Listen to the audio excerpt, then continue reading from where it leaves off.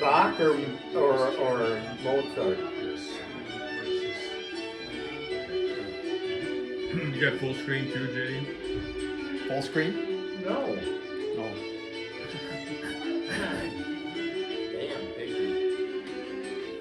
I'd like full screen for it. Oh. I was gonna say, the thing I got out of this that I thought about our fleet is watch, just kind of pay attention to how they're communicating and how all the communication is constant, but it's sailing, and how nobody's excited. Everybody's calm, everybody's just, and when I thought about our fleet, the only boat I came up with that matches this that I'm aware of is sailing. I think the three of them communicate all the time, and I don't think anybody gets excited on that boat, which is awesome. So, if you want to do better on the race course, the most obvious thing is to go faster. And the easiest way to go faster is to improve your sail trim. Hi, I'm Tom Whitten, president of North Sails. Our main goal at North Sails is to provide you with the fastest sails possible. But we realize that's only half the battle. Sailing fast isn't just a matter of having fast sails. It involves learning how to trim them fast in a wide range of varying conditions. The problem with learning how to trim sails fast for the race course is that every day we go out there, something's different. So we must learn how to shift gears, communicate, work with each other, and make it a total team effort to do well on the race course. We thought that the best way to share what we've learned over a period of years with you is to first go over the principles of sail trim and then bring you on board with us in real race conditions to see how we do it. Okay, I'm turning slowly. Hold going forward a little. With me will be three experts from North Sails. Hey, Mike, can you pull on a little boom bang, please? Our main sail trimmer is Tom McLaughlin. Tom has worked for North for 21 years. During that time, Tom sailed everything from snipes to 12 meters to maxi boats. He was a two-time college All-American. He's been an alternate helmsman and a tactician aboard America's Cup and maxi boats. No, I think the wind speed's probably reading too high, so... Gary Weissman is our Genoa trimmer. Gary is the manager of our San Diego loft and has been with North Sails for 15 years.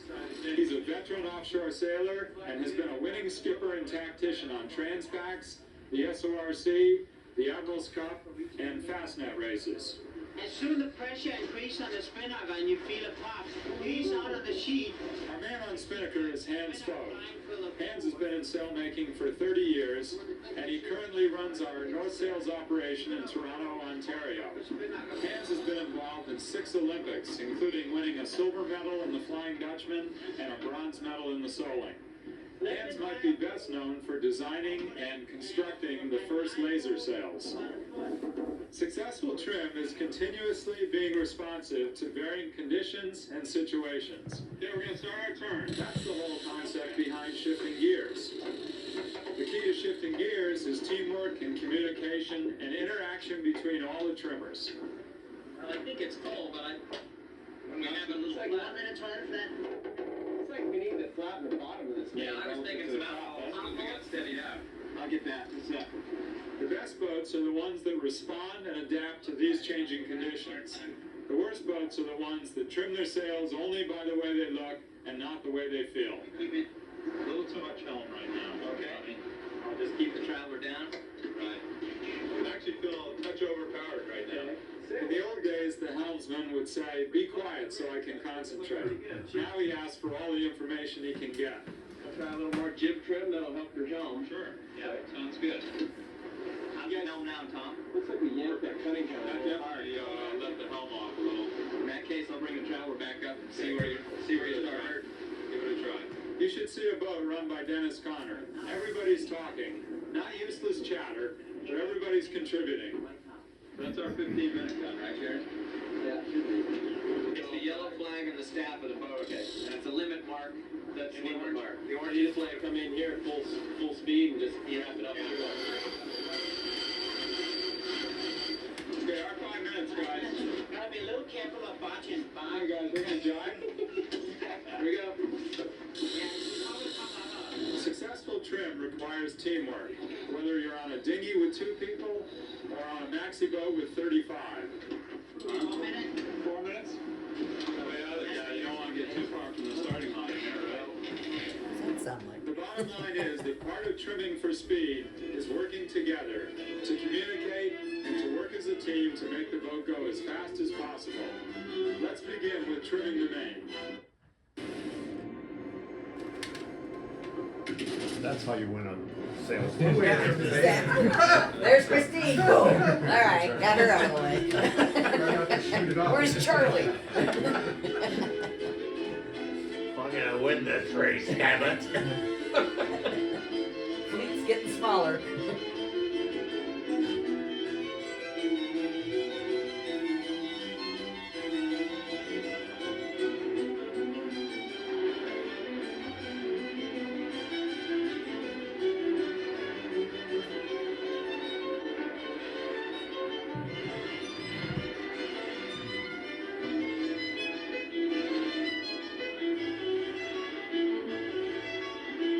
You're not at 5%. Well, they're not, they're 5%, 5 degrees. Maybe 5 degrees. degrees, whatever they are.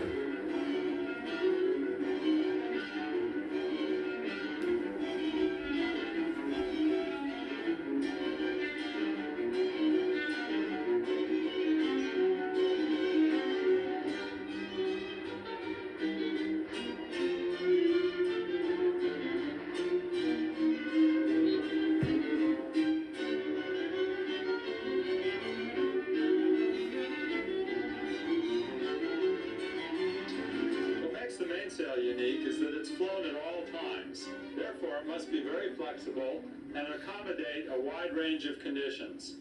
Because of this, we stretch and twist it into every shape imaginable. Another thing unique about the main is it's attached on 2 of its 3 sides.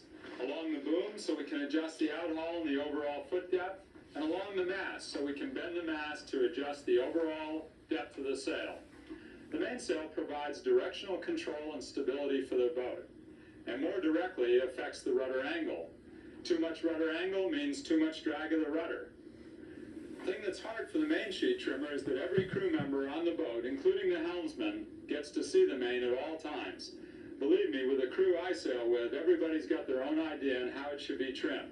Because the main spends most of its life behind the Genoa, it must be trimmed to the Genoa setup. Therefore, plenty of interaction between the Genoa trimmer and the main sheet trimmer is prudent. So the main sheet trimmer's job is to keep the boat balanced and to keep the boat speed at a consistent high.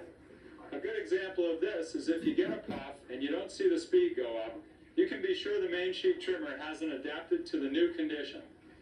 In order to do your job as a main sheet trimmer properly, you've got to know your controls and what they do. The best person I know to demonstrate the mains, controls, and the principles of trimming is our main sheet trimmer, Tom McLaughlin. We have 7 controls to adjust the angle of the mainsail to the wind and its overall shape. By shape, I mean its depth and the position of that depth, either fore or aft. The main sheet, I think, is the most important control, and it has your biggest effect on speed. It sets the twist in the mainsail, and by tensioning the main sheet, you can close the upper leech or reduce the twist, stalling the top telltales, or by easing the sheet, you can open the top, letting the telltales fly, giving you more forward force and less heeling moment. This is particularly important in strong winds. The Traveler swings the entire mainsail like a door. As you get overpowered, it's important to drop the Traveler to leeward, giving you a lot more punch and forward force.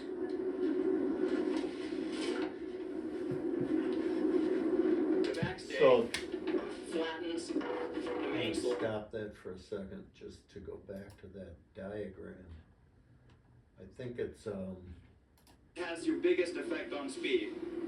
It sets the twist in the mainsail, and by tensioning the main sheet, you can close the upper leech or reduce the twist, stalling the top telltales, or by easing the sheet, you can open the top, letting the telltales fly, giving you more forward force and less heeling moment.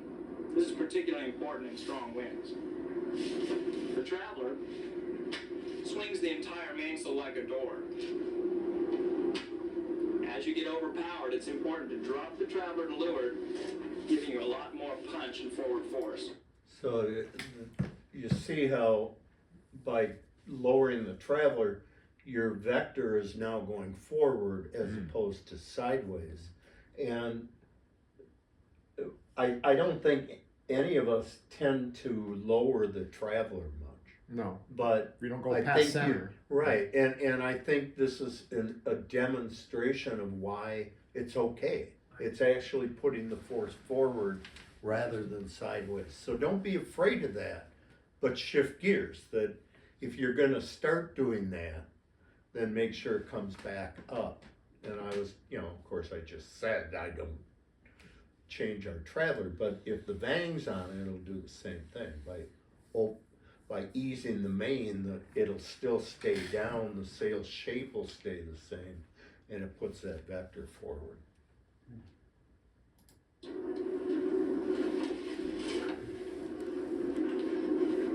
The backstay flattens the mainsail through mast bend. When I tension this hydraulic backstay, the mast will increase in bend as much as 7 or 8 inches. This flattens the sail a lot, and when I get up to maximum backstay pressure, sometimes I'll have too much bend. I'll get big, ugly-looking wrinkles coming out of the clew going right to the middle of the spar. To restrict the mast bend and keep some power in the sail, I'll tension the running backstay up in the middle of the mast to keep the mast from overbending.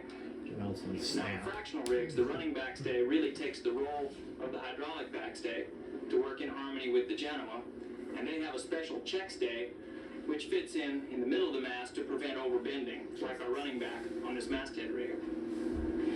The Cunningham tensions the luff and pulls the draft further forward. You're going to find that with maximum mast bend, the draft appears to be way back by the leech. And pulling on the Cunningham will pull the shape back forward in the sail again.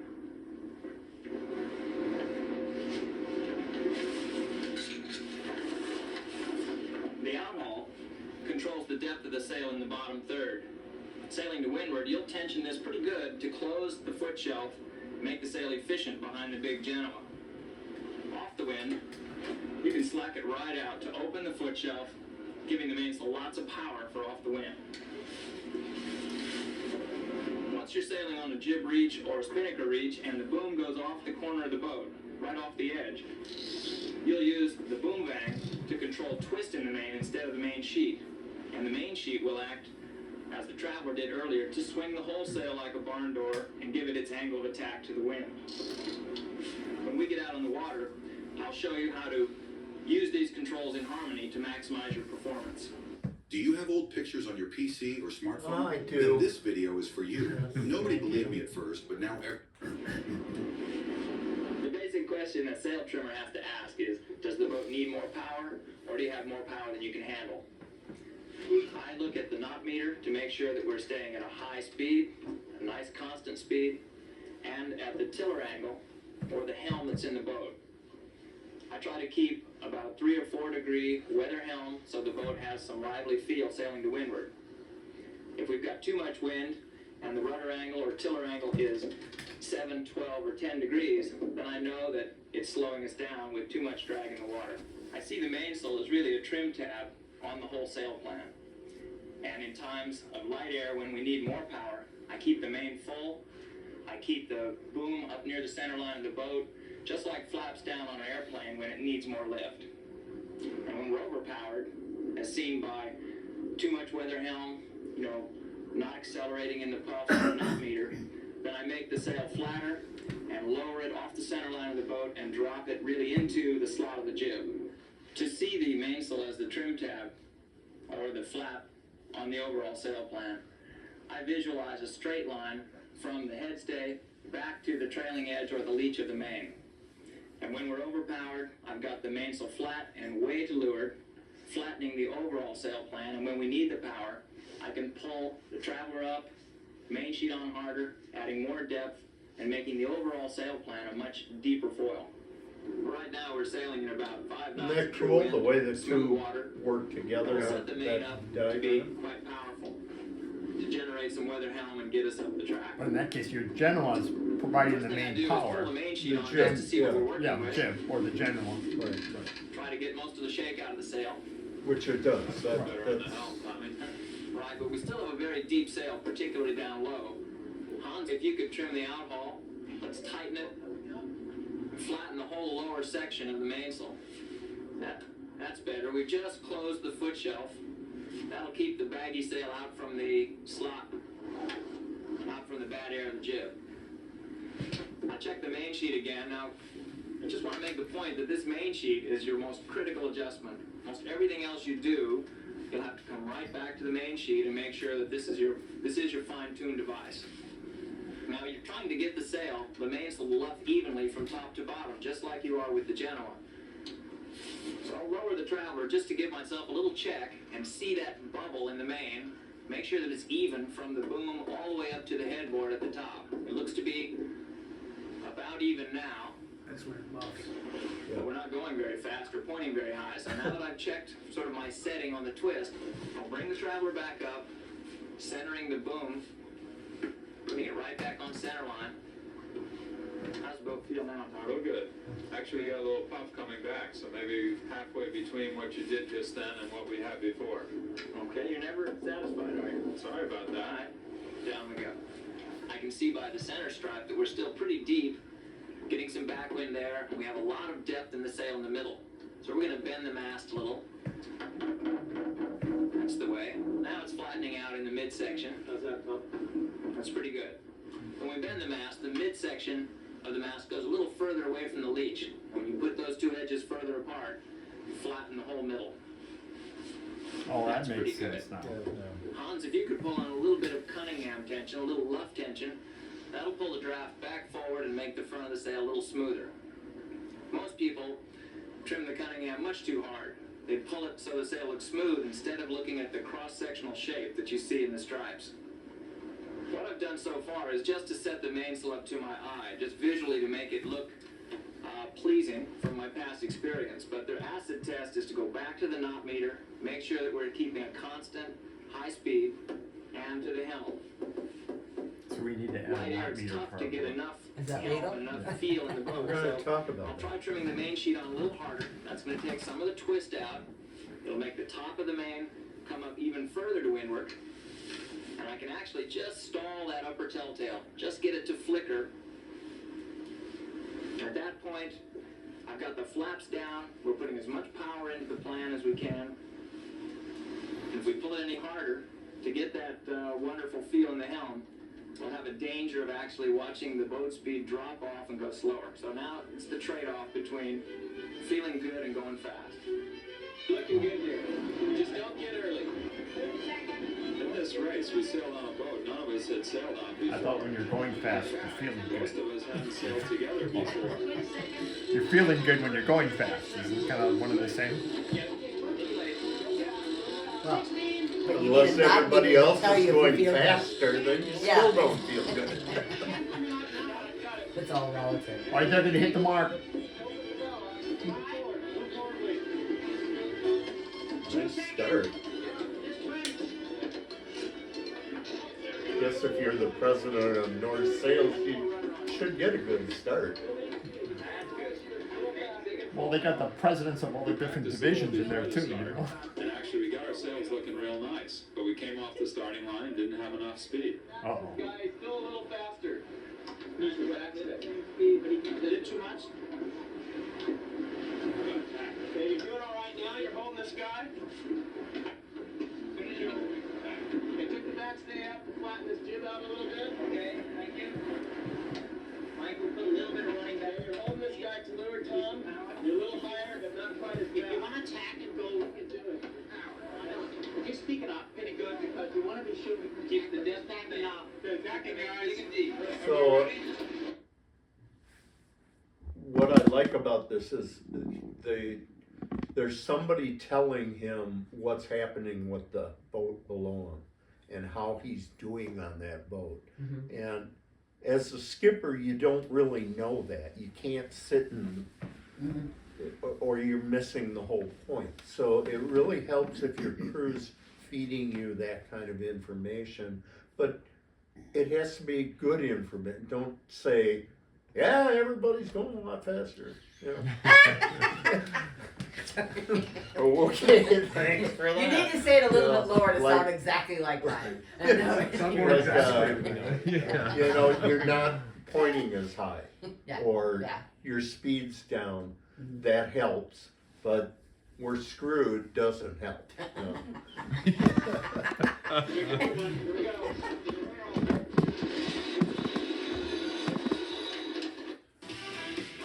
Oh, Flo. Flo's dancing. Yeah, I love Flo. She's the best. Going faster and lower than all these guys around here. Okay, you can have voice stuff. We get 6 knots steady, Tom, then we'll just make things a little flatter. Let's start playing into it, Pop. Nice job. Here, you're in the 3rd gear. Here we go. You got full power on, right, Gary? Yeah, full power on. I'm easing a little bit on the backstay now. That may look better. Gary, hook me in on what speed I should be going. I think about 6 knots is about right. Might even be shape fast. Well, our little North Sails manual said 6.2. I think the wind speed is got to very me. optimistic here, though, guys. 6'2". Owner's manual. 6'2". Then compared to the manual. So, Now let's power off just a touch here. Now we're 5.7. That's a little slow. He's speaking up. I don't get we're going real fast. No. The point is that we actually started tinkering and adjusting things and really got the boat going as fast as everybody else was going. But it took us some time and it took quite a bit of adjusting. everybody else And frankly, it didn't always come from things that we thought looked right. Just flatten out the front end, or are you happy? Of course, they did say they hadn't sailed this boat before, so. What's it feel like? Feel Feels awful. I got a tiller, but nothing's here. I don't need much. Just enough to win right there? Maybe this is like that. That's a bit more feel. This is where going out before the start, going upwind some, can try and get a feel for what the day is. Backstay's coming up. Flat the jib for this car. Okay, here, try it out now. Okay, Trim the jib a little bit and you're rolling them like this. This is good. speed's going up. That's the right thing We're to gonna do. hose them out of here. We probably put a little point in it. We're sagging down to them in a hurry right now. Okay? We're in a little bit of a duel here with these guys. Duel in the sun. Duel in the sun. Here we go. Uh-oh. We're sagging to them just a touch. Okay. You're matching the speed, though, right, Gary? Yeah? No, he's going a little faster. We just turned up about 10 to 15 from our lowest. Don't want to have to tack now, Tom, so hang, man. We gotta learn to live here. What, you sure got up here in a hurry, didn't you? Yeah. That might be me a little bit. I'm not really this busy. You just want to wait for it? I've got your boom up on center line, Tom, maybe above it, just to stay up here. Nice job. Getting up around in the leech, Tommy? Yeah. This is definitely a pointing contest here. Well, it looks good. Do you have enough helm to keep you up? These guys are hiking harder than us, guys. Yeah, get your ass out there. Yeah, and I'm the president, so I'm cutting your salaries. Sails a little underpowered. We pulled a little hard on the halyard. We probably had the backstay a little too tight. We probably hiked the boat down a little flat with the crew. And maybe we were trimmed in a little too hard. Too hyped up, guys. I don't think it's a problem. Go more rudder on knots. Man, these guys did well on the left. They did? Yep. Is that our class? Yeah, it's our class. I hate that when you tag them. Isn't that easy to run in light air? You actually have to let the sails breathe a little bit, or not try to sail too high, and actually let them get a little fuller than what we thought was right in the first place. Okay, ready, bad? Ready to fall. Please, God. Okay, tacking. Here you go.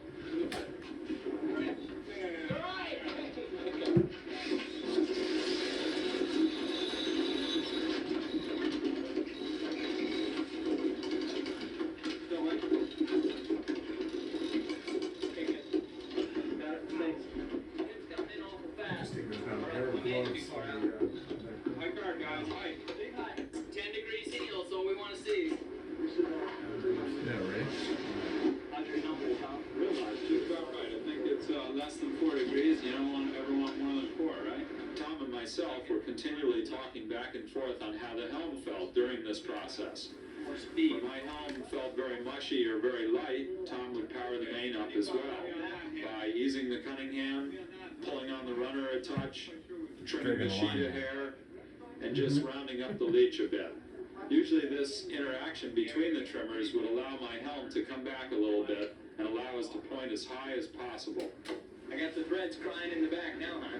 I got the bleach pressure. You want me to spell the top? Yeah, so he's got them all just fine.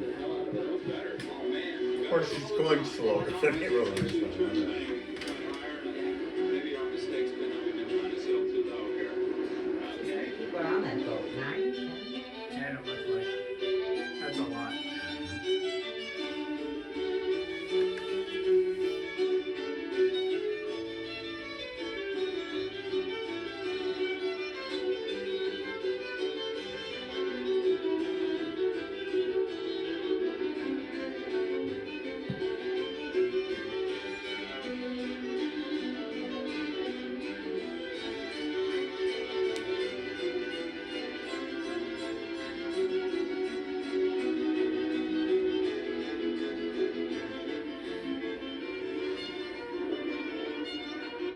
Have you seen this? No. It's absolutely insane.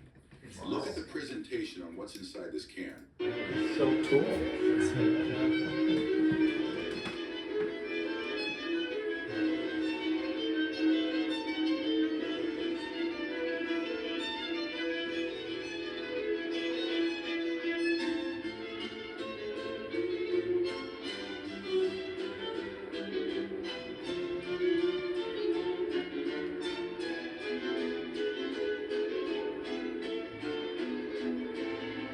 The thing that's most unique about trimming a Genoa is that it provides most of the boat's driving force upwind, particularly on a masthead boat like this. The Genoa trimmer, therefore, must be pretty attentive. The boats I sail on, the Genoa trimmer typically sits down to leeward and plays with the Genoa till he's perfectly happy with its setup. But the Genoa, unlike the Maine, is out of sight and out of mind, so he doesn't get much help from the rest of the crew. The trimmer has to be pretty attentive. Also, the Genoa has to sail through about a 10-knot wind range, unlike the Maine that's up all the time. The ideal situation is when we can figure out ways to flatten it and make it deeper through varying wind conditions. That's the part of the job that the Genoa trimmer needs to be the most attentive to. Because the Genoa itself is the largest speed producer on the boat, the Genoa trimmer must be really on top of his sail trim and his coordination with the helmsman. Most Genoa trimmers that I sail with use the speedometer as a gauge. If they see the speed going up, they usually trim in a little bit and ask the helmsman to come up to respond. If they see the speed going down, they'll crack the sheet a bit and tell the main sheet trimmer to crack as well and tell the helmsman to come on down a little bit to build speed. Our Genoa trimmer, Gary Weissman, will begin by introducing all the Genoa controls. I'm gonna stop for a second because I was gonna bring this up at the end, but this might be the right time. The last two seminars, we talked about the Atlas 2, that device that the E-boats and A-boats and everybody else in the world sails with. And it's been recommended by both our presenters to look into that, and I've commented that I think it would be a really great tool for us to learn, and we talked about this last time. Since then, Sally and we have bought one, and it is a speedometer. It you know, that's its primary function, but you can use it for starts. You can use it to map out your race and all the things that have been talked about. I'm really gonna push to try and get our fleet to use this. It's a tool that, no, we can't use it internationally and we can't use it nationally, but when Sally wrote Doug and I and said that she was gonna buy one, I thought, well, she would be the one that would be most resistant to doing it because she's the fleet, representative. Yeah. So I think that to me was a good indication that she understands the importance of it, and I just think it would be a marvelous tool. They are not cheap. They're $1,100 or something like that. But they're remarkable, and they have your heel on it, they have all, Really? yeah, and they have your pitch on it, and it's just an incredible tool. Where do you mount it? You mount it right where you have your tactic, Okay. just right, and it's So you would about have the both, same basically? size. No, you'd get rid of the tactic. I can't do that. I love it. So it's a. I'd like everyone to go look at it and online and see what it looks like, and I just think we'd be all better off, better sailors. What's the with it. title? What was? It's $1,199. $1,199, and it's called. Belarus or Belarus. And you call it Atlas? Yeah, it's what's the name of the company? Belarus, Belarus? I'm sorry. VALAROS. Does it track the whole fleet like we were using that app last year too? Yep. It does that as well? Yep. Okay. Alright. And the Guess I know what I'm committee getting for Mother's boat Day. has, the committee boat has it on their thing, so it will load automatically the course and the starting line, and you can set it up so that you know how far away from the line you are, and it'll tell you, how much time to kill.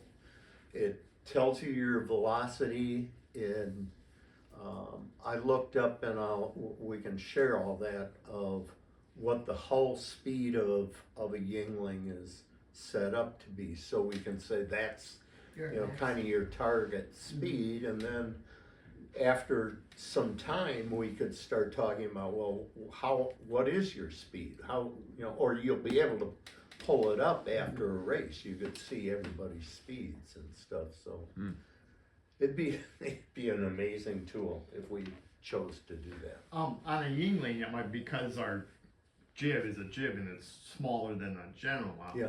Are you still getting your main power from your jib? Yep. Okay.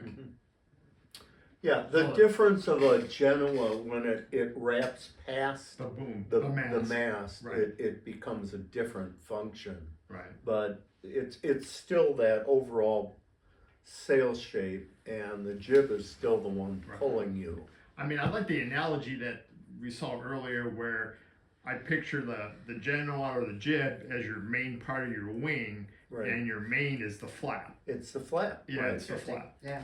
So, So if you want you more gotta lift, set you your gotta, front up yeah. first. Right. If you want more speed, you want a more streamlined combination shape where you want more power. You bring the main back and you get more. Yep. And the two are always working together. Right. So it's a Look at It's this been sheet good, as I being think, the for primary me. control that I use to work the Genoa. The sheet is kind of like a throttle. It's going to determine the power that I allow the Genoa to have. It'll put curvature in the sail, it'll change the angle of attack of the Genoa, and control the twist. The first of the secondary controls is the lead adjuster. This boat has a movable traveler car for this lead adjuster. As I roll the lead forward, the leech of the Genoa will become more closed, and the telltales will break down low in the sail. This might be the type of setting we'd use in lighter air or when we're trying to generate maximum power. Likewise, when the lead is further aft on a given sail, the leech will open up, appearing more twisted. The telltales will break high first, and the sail will be somewhat less powerful. We might use a setting like this in strong winds or at the upper end of a sail's given range when we're trying to slightly depower. Another control I have available to use is the backstay adjuster. In this boat, it's operated with a hydraulic pump. My boyfriend and I have been arguing because he won't pay for YouTube Premium, but it's okay because I just downloaded Apple. Such a jerk. When I tighten the backstay, in turn, it straightens the headstay. The straighter headstay will promote a flatter overall Genoa shape, straighten out the angle of entry on the left of the sail, and make for a higher pointing, less powerful sail. Conversely, the backstay will put more headstay sag and make the sail fuller and a slightly curvier entry. In concert with the backstay adjuster, it's usually necessary to adjust the halyard as well. The halyard controls draft position. By tightening the halyard, you'll see a more draft forward shape. The sail will have a slightly rounder entry. This might be the way we'd set the Genoa up for lumpy water where we need to go low and fast. Likewise, a slack Genoa halyard will let the draft move aft, and the sail will be slightly faster for high pointing conditions such as what would be necessary in smooth water. Later, when we're sailing, I'll demonstrate to you how these controls affect sail trim. Normally we start by trimming the Genoa end to a point where we think it's approximately correct, and then check the lead for fore and aft position. And I'm going to roll the lead forward here slightly so that the sail will break evenly vertically up and down the left of the sail. We have telltales at various locations vertically spaced, and if the top telltales are luffing first, then we roll the lead forward, and if the bottom telltales are luffing first, then we let the lead move out. Once we get these telltales all breaking at about the same time, we tend to trim the sail on the middle telltales most of the time because sometimes the wind will act with. Greg would do this when we'd go out, and it would drive me nuts because he'd be like, Where are the telltales located? it's like Are I'm they- trying to sail it. Are they located on the back edge Right of the at sail? the forestay, No, the ones on toward the front of the sail. the front of the sail, the lump. Okay. And so you're trying to get all the top, middle, and bottom one to break at the same time.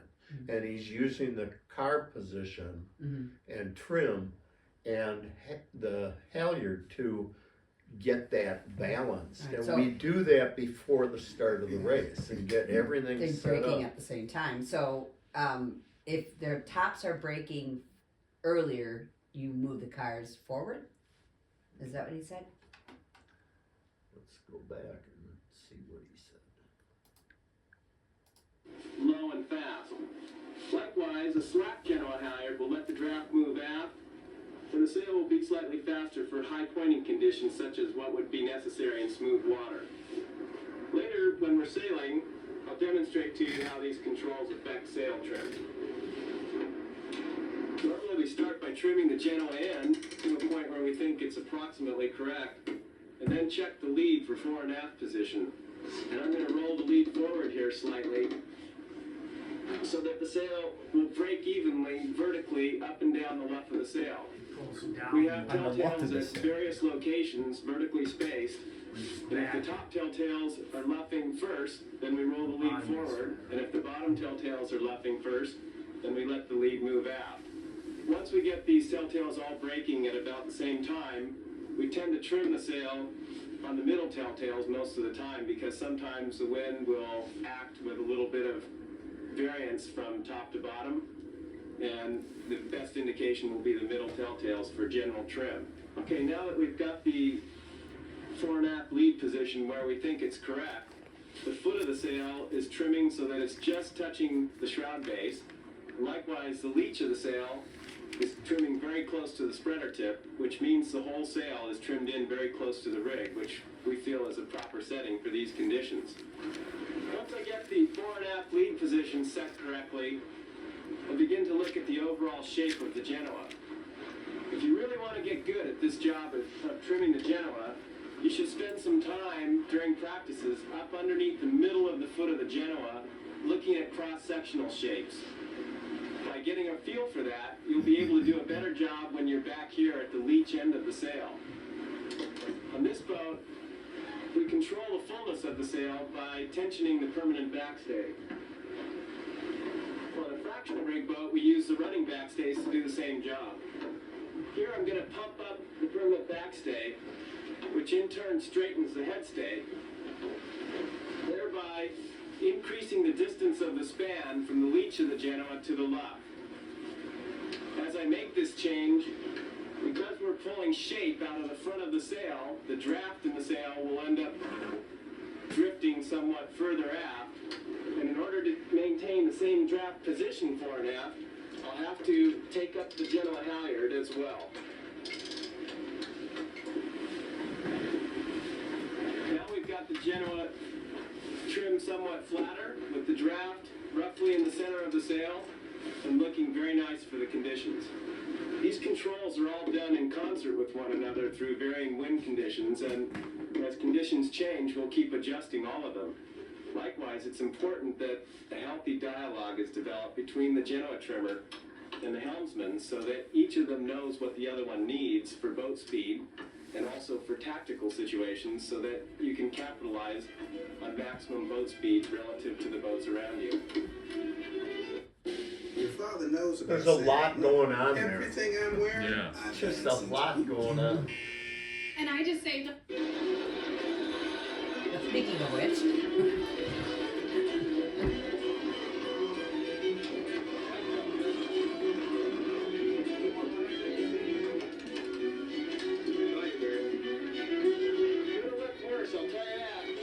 One thing that made this race particularly challenging is the wind was continually changing both in strength and direction. Here we go, your kind of speed build trim here. I think there's more lift coming too, Tom. One thing that seemed to work during this period of time when we were trying to improve our boat speed was to get Hans sitting on the weather rail talking about what he was seeing happen up the course. Hans, keep looking up ahead. Looks to me like this whole thing's settling in with a slight knock. No, we're okay. You're lower than the front boat now, Than the green boat. and the green boat is higher. You're gonna get enough profits coming into you now. I got a tiller on my hand, but when Hans would call that a light spot was coming, Gary would typically ease his sheet a little, let the halyard down, ease the backstay, and really try to power the jib up as much as he could. Okay, I'm getting excited. Speed's climbing. Coming back in with the speed build. Swing's going back to left a little bit. Actually, that green boat up ahead is well off. All just because it just got a little soft. Yeah, right. That's good. Breeze in here. Okay. And, Got me powered up pretty good there, right, Gary? Yep. Okay. This light spot, it's not any party. Little ease for you. Help the sail listen up. There you go. The next step was for Gary to turn around and say to Tom McLaughlin, hey, I've let my jib out a little bit and I'm powered up. Why don't you do the same on the I main? get the feeling we're just not pointing as well as some of the boys. If so, I'll I'm trim just the main using sheet that just to make a little more powerful jib because we're going through these light spots. Trying to keep the power on the rig a little bit more. I mean, don't give too much help because I'm trimming the main as hard as I can. I'd like to point an iron and go faster. Any ideas, Hans? everyone wants to do Yeah. that. One of the most dramatic changes that we made, ironically, is that we let the halyard down on the Genoa to a point where we would have said it was a little too loose. But it actually made the boat go pretty fast. As we got up near the windward mark, I know. our communication I always get between the crew worked its Accused of best. having it too loose. Thanks, this tactics. Hey guys, ready to bat? yeah. Hans was talking about what he saw for angles on the other boats, and he actually noticed a little shift going back to the left up near the mark. We were able to foot fast to the left-hand shift, and then tack on the port and actually cross 3 or 4 boats.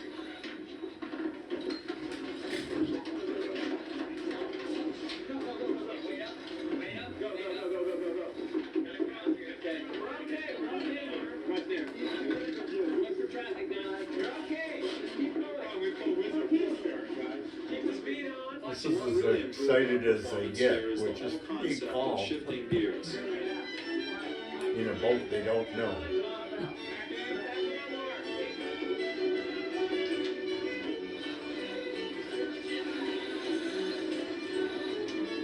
it's a good name for a boat, Stealth.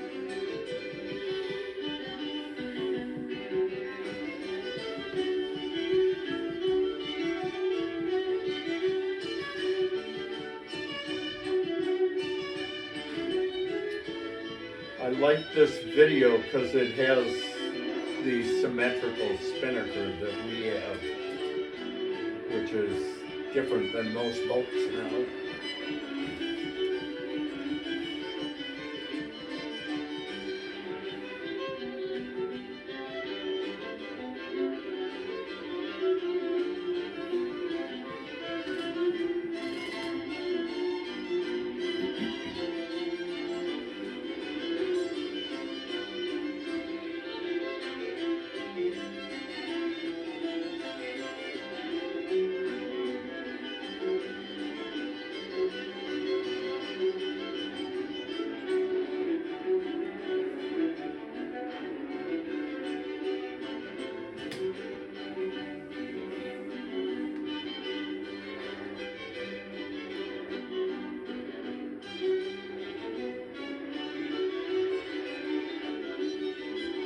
The spinnaker is different from the main in Genoa in that it's big and powerful.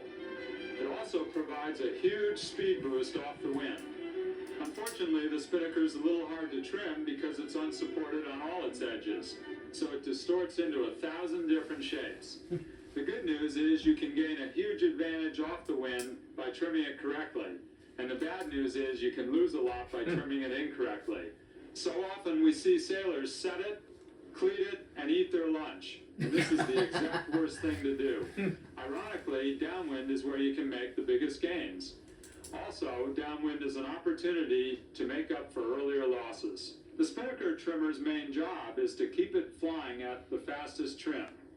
However, speed depends on constant coordination between the helmsman, the trimmer, and the person on the after guide. A good trimmer is very alert and can help the helmsman feel when the pressure on the spinnaker is perfect. Typically, he'll say to come up in a light spot and down in a puff. He also must adjust and adapt to the wind, which is constantly shifting.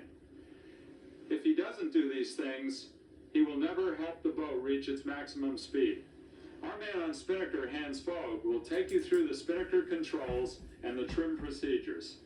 Before I go out sailing, I like to go on the control myself, and at the same time we can see how they function. We have three very important controls. One of them is the spinnaker sheet, which controls the curl in the loft area. Then we have the guide, which controls the pole fore and aft. And the last control is the topping lift, which controls the outboard end of the pole. There are three minor controls, which is the spinnaker halyard, the trigger line, and the inboard end of the pole. The spinnaker halyard controls how close we want the spinnaker head to the top of the mast. The trigger lines control the clew height of the spinnaker and the fore and aft position of the clew. And the inboard end controls the height of the pole on the mast. Yeah, we don't have that now. The first thing after we hoist the spinnaker is to see how it flies out, and I'm going to use the sheet to see how the loft curl is.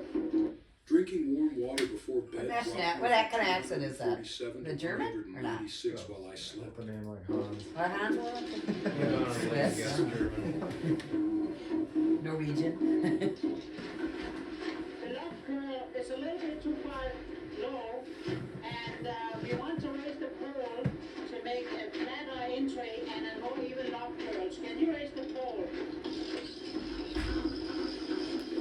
That's good. I eased a little bit on the sheet, and I checked the curl in the loft area to see if it's even from top to bottom. For this kind of sailing, we can get the guide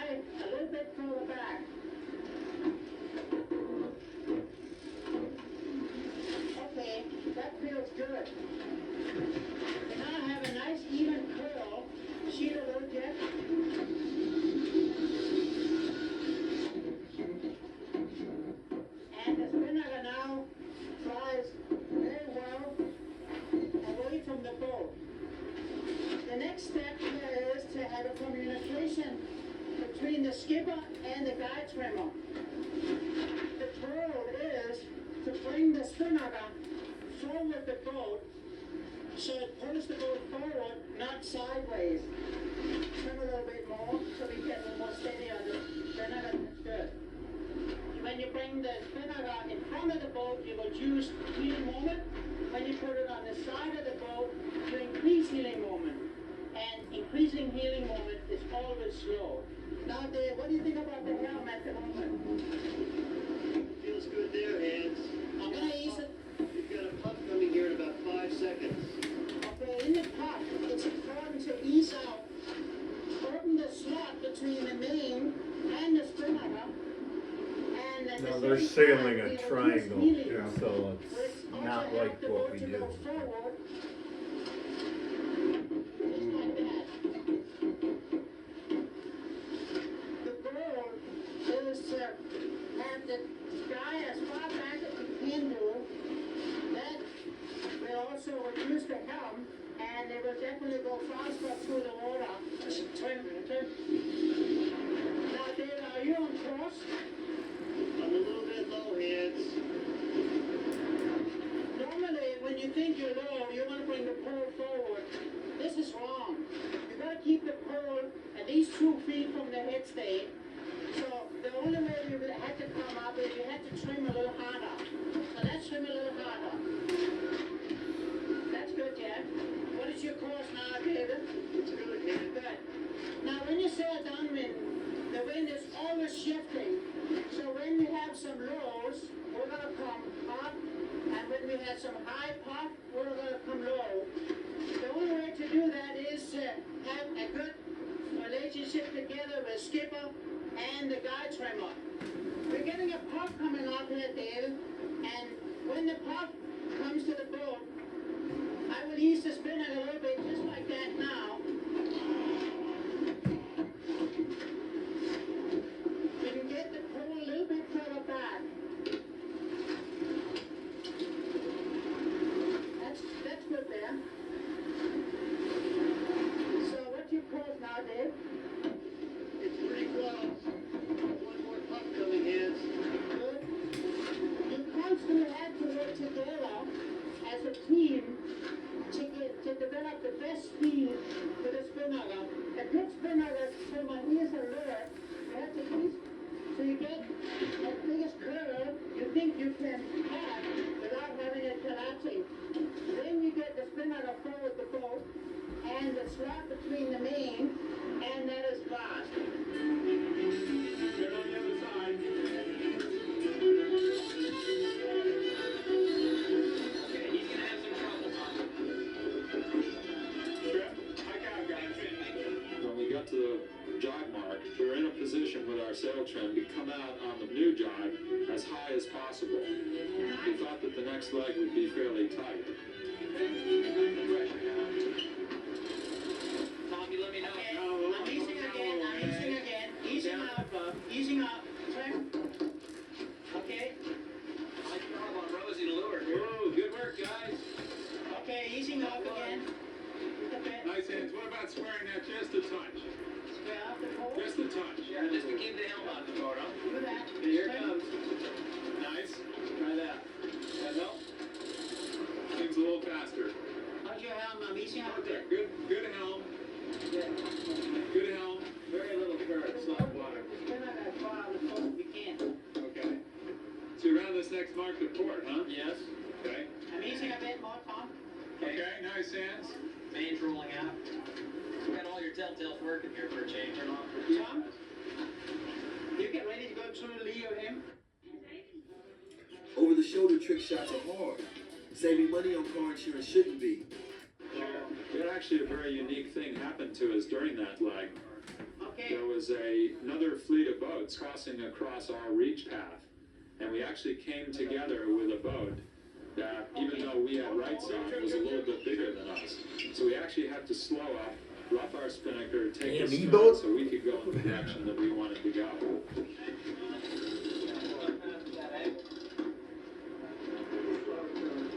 Okay, that's a way to stop the boat and take a different position. Okay, we're happy with this, Jim, for the next beat? Yeah.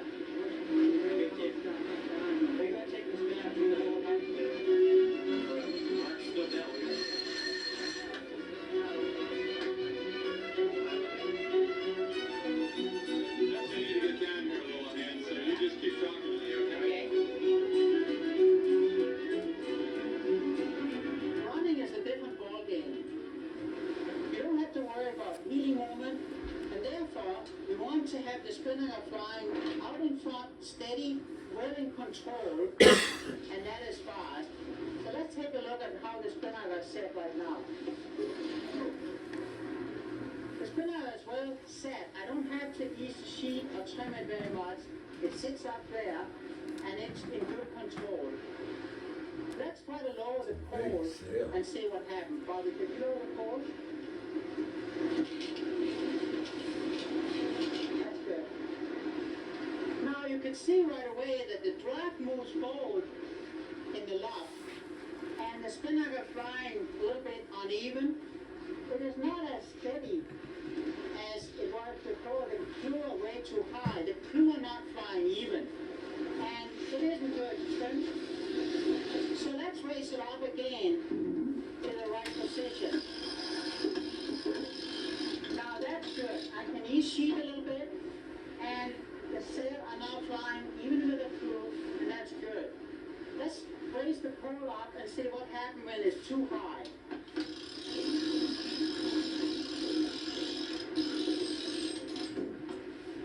When we raise the pole up too high, the spinnaker starts flying a little bit uneven. It does break at the top very easily, and it jumps around from side to side. When it rolls, like today we had a little bit of waves, it is harder to steady the spinnaker. So the pole is definitely too high. It jumps around sheep, and which is not fast. Let us take a look at how the pole goes for and on. Because the proper trim with the pole there is very important. The best way to figure out how So the question pole then, is, in our case, if the course is set up right and the wind doesn't shift, I mean, we're always running when you're going down. We're Right, so basically the pole should always be, perpendicular. yeah, well, it should be level. The pole should always be level. No, that's not true. Depends on how it's flying, and you want your two Corners equal. Right, yeah. But it might be that you need to raise the pole to do that. Depends on how far out it is. Okay. How loose the farther trim out, is. the higher the pole is, usually. Well, you adjust the pole. The corner would tend to come up, Right, so so you'd want to raise that. Right, okay. up. And So if generally really high. high trimmed in tight, Uh-huh. so you'd want, which would stabilize it. So if it's real windy, you're gonna have it in tighter to the boat, and if it's lighter, you want it out more, so you. But which is counterintuitive, because as Brian always tells me, the wind isn't taking it, so, right? Well, So it doesn't okay, I go mean, out, so the thing is, you're adjusting the pole to get the corners level. Well, yeah. That's why you're adjusting. Right. So you see how like you said, how you're flying, how And the he's how the showing sheet you is how going. it gets unstable. Right. If the pole's too high, which could, if it's windy, and I think he Until you talks start about in rocking this or- video, you could broach. And Okay. so he talks about what to do, I think, otherwise I'll tell you what I. But I guess that's another thing to look at. So if my corner, my sheet is up high, I let the pole up to match it. Yep. If the sheet is low, I Yep. drop the pole to match it. And, So yeah. depending on how it's flying. And usually, that's gonna be kind of level. Right, But but there are occasions, and, Christine tends to sail her pole higher, but she's got a really skilled person flying it, and they're able to get it out further away from the boat. Then, if you let it fly further away from the forestay, it will tend to want to raise up higher. Sure. And it can become very unstable that way, but if Right. you have a really good trimmer on that, you can get away with that. And she is the best. They have the best spinnaker work of our fleet, for sure. Maybe Charlie too. that it should be 90 degrees to the wind. That is a good reference point. Let us see what happened when we pull it too far forward. Sharon, can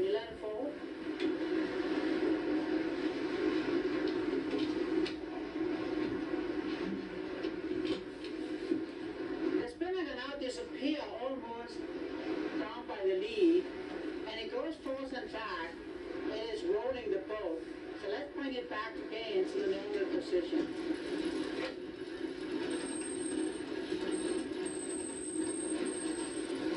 That's a good position now. We had about 90 degrees to the wind. So let's try to bring it too far out.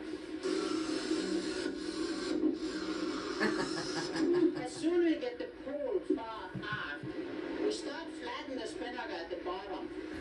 And it is not good for running. It is okay when it blows really hard, it steadies the spinnaker, it flattens the bottom. But for wind of today, 10 to 12 knots, we need more draft at the bottom, makes it a bit rounder, and therefore let us bring the pole forward with approximately 90 degrees to the wind. This is a very good setting. You could see when it went forward how unstable the boat got right away. There's Christine blowing everybody up. Really and heavy running. When you're out of control, let's look at some key points to how to keep the boat in control and help the skipper to sail it properly. First of all, you can oversheet the spinnaker a little bit than normally running because it steadies the boats down. If you really see a hard puff, then you can put the pole further back and trim the spinnaker hard, and that is like making the dip. Okay, he's in a hard puff, and he's pulling both of them back and flattening the spinnaker and keeping a tight control on it. And he's going to talk about when It's longer between the two clews, which definitely flattened the sail. And that really helped us to steady down the sail. At the same time, you have one more control. We can help you steady the spinnaker. If your boat is equipped with a tweaker line helps to keep down the sheet to fly lower and keep the boat from rolling. That is good to put it on, but it's not good for reaching. Only on running. When it's windy. In very heavy air and high sea condition, sometimes we get the boat in a bad rolling moment. And when we start seeing the boat rolling so badly. All right, question, when he's bringing the twing in, is that just on the guy or on both of them? Do you on your sheet, well, you usually can do just it on both, but usually it's just on the sheet to on the sheet or the guy? stabilize. Or, I'm sorry, the sheet, you have it on the guy. You usually have your On the twing guy, on the yeah, guy, right. but on the sheet you let it out. But do you actually Unless you need to stabilize the it, boat, then you pull it in. Then you pull the guy. So or you're the sheet getting in. everything The sheet really twing. tight, Right. Okay. and so the spinnaker's like this No, right, rather right. than. Because typically, yeah, we always, for the most part, on the guy we always have it in. Okay, and you have it out on the sheet, but when it gets, like you say, when you want that control, you pull the twing on the sheet side. So it's this dance between it being too full and too loose, right, and too tight and controlled, and you're trying to get it just in that right. perfect spot. The Goldilocks one. It's time to do something about it. The first thing you do is never let the guy go forward. Keep the guy cleated. I'm gonna go back because this is. I didn't really quite understand this until I watched this. Keep the boat from rolling. That is good to put it on, but it's not good for reaching. Only on running. In very heavy air and high sea condition, sometimes we get the boat in a bad rolling moment. And when we start seeing the boat rolling so badly that the pole are getting close to the water, it's time to do something about it.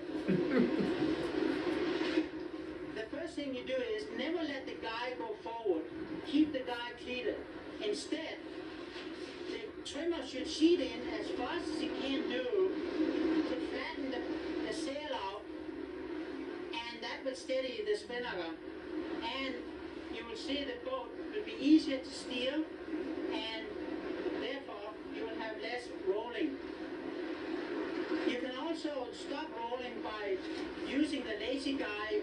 trigger line to sheet down more on the clue. In heavy air, we do have this often happen to us that you have a broach. How do you get out of the broach?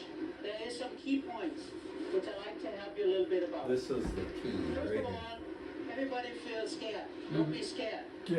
But think about what you have to do to get the boat back quickly. Never ever let the guy go. Keep the guy heated, and I didn't realize that, but keep the guide where it is. Right. Don't Touch let it go, Mhm. otherwise it's gonna just go out and pull you over, right? I mean, that's your stability. So he's saying never do that, Mhm. which we've done. when you are in the approach, you ease sheet a lot until the boat is back on its sailing direction. Then you start trimming again. If you trim too soon, then the boat will broach again, and that is a bad point. So wait till the boat is back on its feet and in the sailing direction, then you start trimming again. But the key point is, you never let your guide go. Keep it pleated, well back, because we want the spinnaker out in front of the boat. So you're just releasing the sheet, so to speak. You just like you would on a normal on your mainsail. Like normal, yeah. I think the point is we always panic and Everything goes. Ah! Yeah. that's But it not would make sense because if you let the guy go, then it's gonna pull over to the side. right. Right. Yeah. Which. Yeah. Totally logical, It is big. but Yeah. it's But in the heat of the nobody ever moment. told me that. Yeah. Well, I never thought about releasing the guy ever. I Really? always thought about just letting No. the sheet out. I mean, my first intuition is just let the sheet go. And Yeah.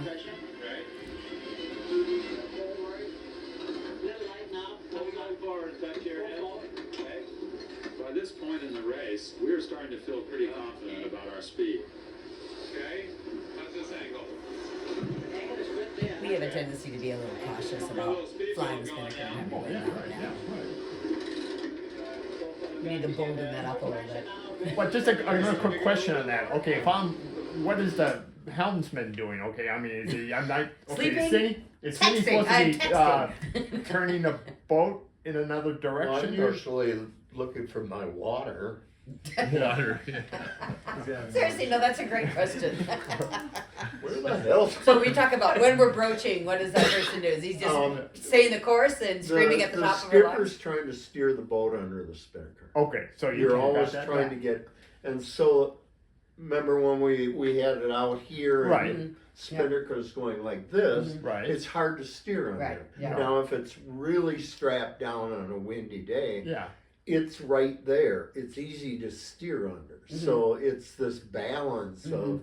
But when you there's- start it's just broaching. enough. If you start broaching, you ease the sheet, Right. and the skipper's going to steer under that spinnaker, which Okay. is So further the, Which down. is Right, heading right, down, okay. exactly. But Okay. you can't head down if there's any pressure on the spinnaker because it'll just keep rounding up. pulling Right. out. Right. Yeah.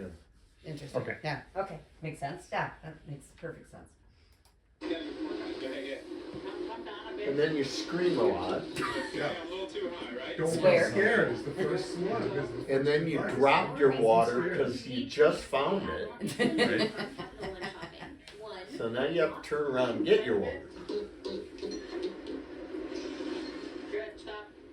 We went down the run pretty even in speed with most of the other boats. Yeah. How's that feel? Especially when you're down. Good? Good pressure on the spinnaker now. Come down? Come A down little in. bit slow though, I think. Okay, get the Build speed some up. speed, now I'll go down. Yeah. Okay. Speed's coming now in a hurry. See, I love the Okay, communication. good speed there. You want me to come down a little? Yeah, good pressure on the spinnaker right now. Okay, there Come we down. go. I'm easing out. Boat's coming back. Come down a bit more if you like. Okay, thank you. We actually tried shifting sides with a couple Cindy of boats. always and actually tried thanks. sailing lower and then higher and kept tinkering with Thank the set of you. the spinnaker to try to improve our performance. Honey? I'm a little bit worried about keeping my wing clear here, so. It's okay, yeah, no problem. Okay. Yeah, We're going good now, guys, since the wind came up a little bit. yeah. That looks better with a pole up, hands. Yeah. Open up the lead pitches a little on the top and gave us a little more projected area, right? The two plumers are flying very even now, Okay. which is good, always a good trim. The mains okay, Tom? Okay. Okay, let's get the outhaul out, main hired up. Start thinking about setting the boat up for going upwind here, guys. Backstay up.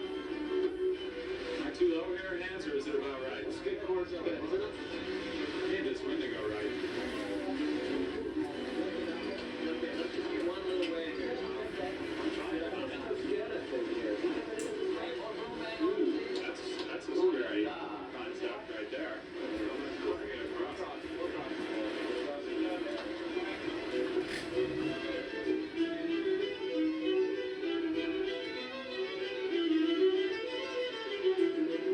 Okay, guys.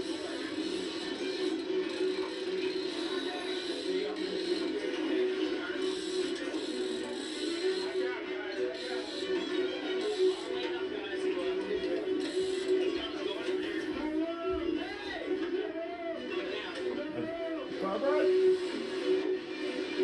51 feet of fun coming your way, huh? Came around the mark, stayed on port tack for a little while, and the boat that we wanted to pass was right ahead of us, and we were getting their bad air. We tacked on to starboard immediately and went to work on trying to get the most speed out of the boat possible. The wind had come up at this point in the race to about 13 knots, so we were sailing with our heavy one. We felt real confident in our boat speed, so we thought we had a real good chance of beating this one other boat. Let's blade the main out by using the runner a little more. Okay. That's the way. Now it's flatter. How's that feel now, Tom? Does that sound? Nice. Good. Real good. Looks bad, feels good. Here we go. Jim's starting to trash the main out because we're at the top end of the jib right now. Lead back right now. So drifted some. Sounds good. Got the leech open a bit. And we actually have good boat speed right now. We're working sky high over pretty well. Working them over, yeah? We're gonna let the thing breathe a little bit in this condition because we're slightly over the nose. We are going out. Yeah. You have two helm up here? That's perfect. That helm and chest or what? Helm's perfect. Notice your knuckles turning white there. I thought you might have had too much. Left hand end of the line is favored. When we came together, we actually had to duck the boat that was on starboard. Get ready just to shoot. We were going so fast when the two boats came together, there never would have been a chance that he could attack on our wind and actually made it stick. Okay, shooting, guys. Shooting. Nice job. And we ended up just eking him out at the finish line with a shoot. Nice. Bastards! Impressive. No, now they pissed. Nice way to go. Nice race. Good. Did they win or did they? Yeah, they come in won. like- They just Well, they were just racing against another boat. You don't know how you did that against the other boats. Of a knot faster. Okay, hon. The trouble is, the requirements of sail trim are always changing. Seemed like there were a lot of boats in front of me. Yeah, Yeah. maybe it was a different class. Your sail trim. The faster class boat. Shift gears. Yeah, I don't think they won. What do you think they But they won? beat the boat They were going to. Okay. So they didn't come in last. Right. That's all we ever shoot for. Yeah. That was our first year's goal. Never come in last. Teamwork and communication. Can you say a few things about boat heading going downwind? Yeah. Like, I always like to sail low as possible. Some people just, you know, Well, there's a trade-off there, right? Greg did some research on, there's these, what do they call them, where they do an analysis of the fastest points of sail for different hulls. And there's some international thing. And Yinglings basically sail their fastest straight downwind. Is that right? Yeah. There's not a big difference. They might go faster, but they're going further if they went up 5 degrees and then came back. So your velocity made good or whatever is basically straight downwind. So you're talking when the spinnaker is flying. Yeah. Yeah. Okay, all right. I thought when you're going up. When we're sailing a lot of times. If there's a puff, I'll work down even a little to the lee. So might go 5 degrees lower than dead downwind. Not for a long time, Yep. but so the spinnaker comes out a little bit further and from behind the mainsail. That telltale's blowing a little bit to the outside. Right, and I'm just trying to take advantage of that extra wind and work down, Yep. gain a little bit of distance towards the mark. Yep. And then as soon as that puff seems like it's at the end of its, real push, then I'll come back up to 0 or whatever. And I think that's true with most of the fleet will do that. And are shifts more important downwind or finding the puffs downwind? Yes. Yes. Well, the shift is always most important. Yeah. It's just like going upwind. If you're on the wrong side of a shift, Yep. you're gonna miss it. Yep. But velocity is on Minnetonka with the amount of wind we have. You gotta have velocity. Okay, I mean, to that point then, you don't want to be going upwind, you don't want to be close hauled all the time. I mean, you want to be a little bit off. Yeah, don't you? and we so you don't want to be pitching, like you said, we're always over pinching, so you should Right. almost never be pinching. You should be on a close reach more than a close haul. Something like that. Well, but Right. I don't know if that's true. Well, that's what we were talking about. The No, present we were talking speed. about going downwind. No, but going. I'm Yeah. transferring going He's upwind now. So when you're going transferring going upwind, we don't want to be in a close haul all the time. We want to be a Well, little bit you wanna get to the next puff, whatever that means, and Right. usually it's above you. So you're usually trying to work up, and we tend to scale up our boat a lot. right. Where I'll sneak it up for 5 seconds and come But you're back. not. But that's you- But you're- what Brian is saying, do you sail for speed at a close reach often or not really? At a upwind, Yeah, when you're going upwind. Do you? Okay. I sail for wind, You sail for wind. and Right. so When you say that, you're saying He's looking wherever for you puff. see the wind, you're Yeah. trying to direct your boat there, right? right, and so for me, I spend let's say 50% of the time I'm looking within 100 foot of the boat Right. at the wind, and then I'll spend another 30% of the time looking 500 feet from the boat, and I'll spend 10 or 15% looking a mile up the lake.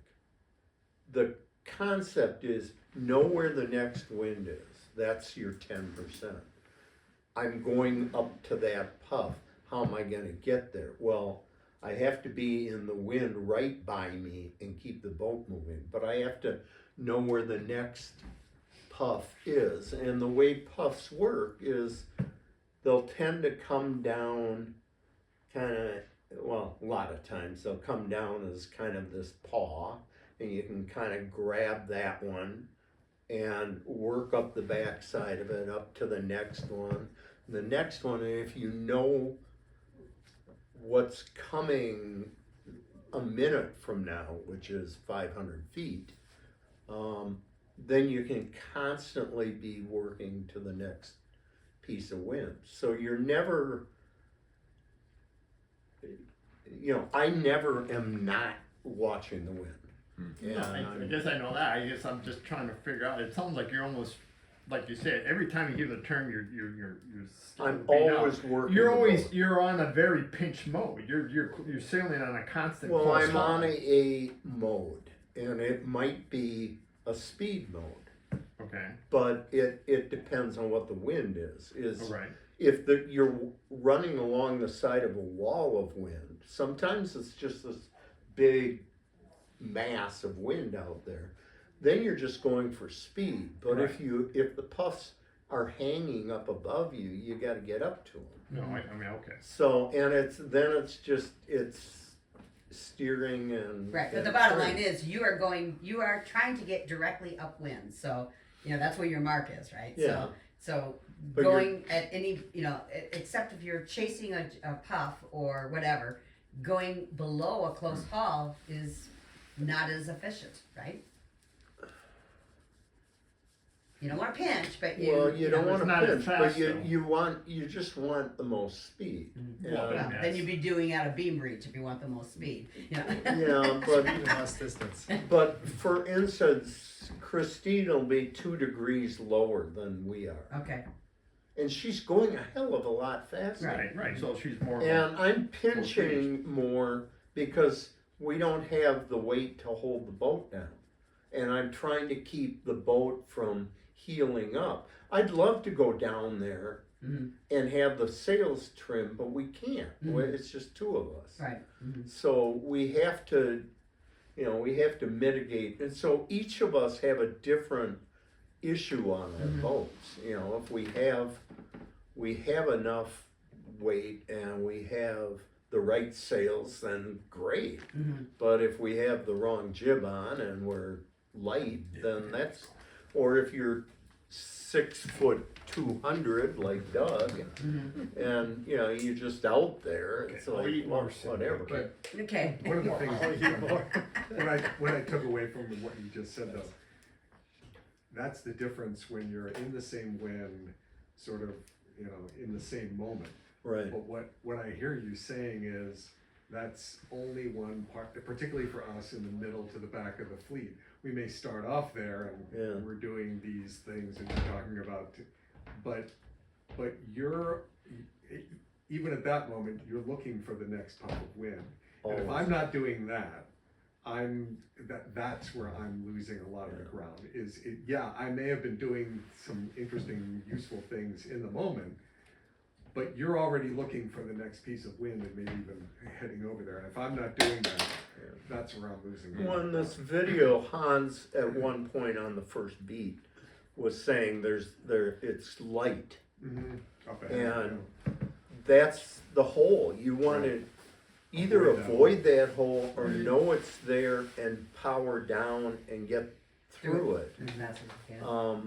But the concept of sailboat racing is the wind is our whole thing. Right. So we got to be in the wind. We just have to work to And part of do that is that. getting better at finding that wind. Right. I'm Yeah. still not good. At Well, and looking it's 500 feet hard, out and, and knowing and for a mile I and am saying more there's than wind or happy not to wind. go out with anyone and try and help Brian. you Yeah. Thanks, Brian. see what it is I see. Yeah. Because I am good at wind, Mhm. so that would, People that are, that's good. I'm getting better at it. One last thing, I just want to talk quickly about the yacht club